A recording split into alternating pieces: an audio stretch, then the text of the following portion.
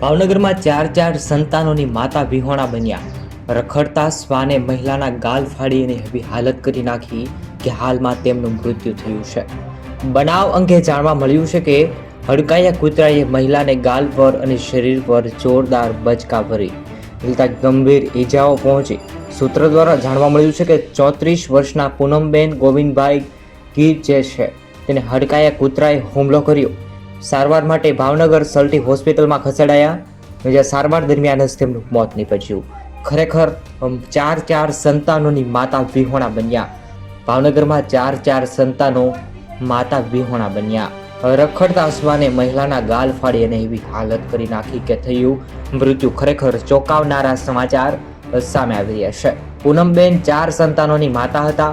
કૂતરાઓના આતંકને કારણે હવે ગામમાં લોકો ગુસ્સે ભરાયા છે અને આ દુઃખદ ઘટનાને કારણે પરિવારમાં પણ શોકનો માહોલ છવાયો છે અને લોકોએ આ ઘટના અંગે રોષ વ્યક્ત કર્યો હતો કે આપણે કૂતરાને વફાદાર ગણાવીએ છીએ, પરંતુ ક્યારેક સામાન્ય ગણાતા કૂતરાઓ ભૂખ્યા વરુની જેમ દબૂચી લે છે।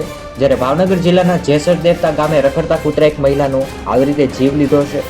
ભગવાન આ બહેનની આત્માને શાંતિ આપે। જરૂરથી કોમેન્ટમાં ઓમ શાંતિ લખજો।